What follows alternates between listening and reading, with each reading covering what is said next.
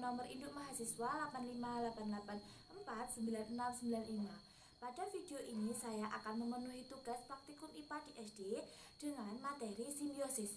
Sebelum kita melakukan pengamatan, kita mengenal dulu apa itu simbiosis. Simbiosis adalah hubungan antara dua makhluk hidup yang hidupnya berdampingan.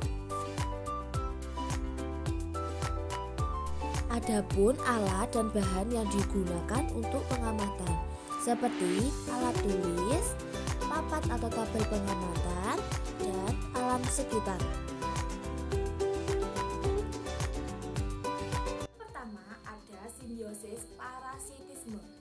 Dengan tujuan untuk mengidentifikasi simbiosis parasitisme pada lingkungan sekitar kita. Simbiosis parasitisme adalah hubungan di mana satu pihak mendapatkan untung namun pihak lain dirugikan.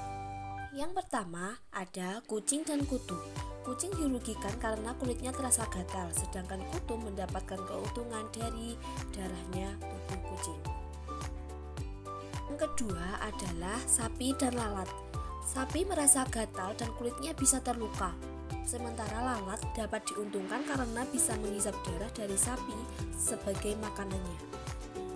Simbiosis ini sama dengan kucing dan kutu tadi.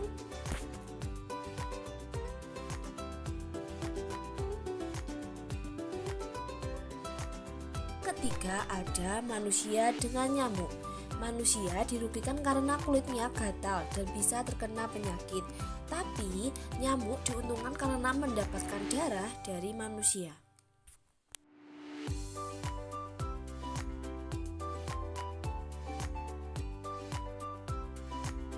Yang keempat ada pohon kelapa dan benalu. Pohon kelapa dirugikan karena zat makanannya diserap oleh benalu. Sementara benalu diuntungkan karena mendapatkan air dan nutrisi dari pohon kelapa. Yang kedua ada simbiosis komensalisme. Dengan tujuan untuk mengidentifikasi simbiosis komensalisme pada lingkungan sekitar kita. Simbiosis komensalisme adalah satu pihak mendapatkan keuntungan sedangkan pihak lain tidak diuntungkan dan tidak dirugikan. Yang pertama ada anggrek dan pohon jambu. Anggrek menempel di batang pohon jambu untuk mendapatkan tempat hidup dan sinar matahari. Pohon jambu tidak dirugikan dan tidak diuntungkan. Yang kedua ada tumbuhan paku tanduk rusa dan pohon coklat. Paku tanduk rusa menempel di pohon coklat agar bisa hidup di tempat lembab dan tinggi supaya mudah mendapatkan air dan udara. Pohon coklat tetap dalam keadaan biasa, tidak dirugikan dan tidak diuntungkan.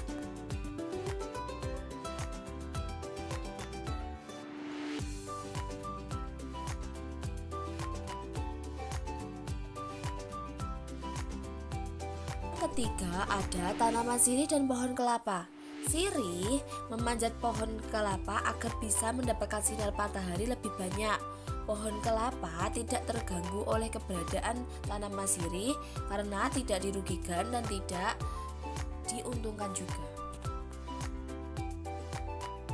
Keempat ada tanaman merica dan pohon mahoni. Tanaman merica merambat di batang pohon mahoni untuk memompa tubuhnya agar tumbuh ke arah cahaya matahari. Pohon mahoni tidak dirugikan dan tidak diuntungkan dengan keberadaan tanaman merica. Yang ketiga ada simbiosis mutualisme dengan tujuan untuk mengidentifikasi simbiosis mutualisme pada lingkungan sekitar kita. Simbiosis mutualisme adalah hubungan antara dua makhluk hidup yang saling menguntungkan. Yang ke-1 ada cacing tanah dan tumbuhan bayam. Cacing tanah mendapatkan makanan dari sisa-sisa bahan organik di dalam tanah. Dan sedangkan tumbuhan bayam diuntungkan karena tanah menjadi subur dan gembur. 2. Semut dan tanaman terung rimbang. Semut mendapatkan tempat tinggal dan makanan dari nektar yang dihasilkan oleh pohon terung rimbang. Sebaliknya, terung rimbang terlindungi dari serangan hama karena semut menjaga pohon dari hama. Yang ketiga ada kupu-kupu dan tanaman berbunga. Kupu-kupu mendapatkan nektar sebagai sumber makanannya, sementara tanaman dibantu ke dalam proses penyerbukan saat kupu-kupu berpindah dari bunga satu ke bunga yang lainnya. Berikut adalah hasil pengamatan dari simbiosis parasitisme dan simbiosis komensalisme, dan yang terakhir ada simbiosis mutualisme. Kesimpulan dari pengamatan simbiosis di lingkungan sekitar. Makhluk hidup saling berhubungan untuk memenuhi kebutuhan hidupnya. Hubungan ini menunjukkan bahwa setiap makhluk hidup saling bergantung satu sama lain agar kehidupan alam tetap seimbang.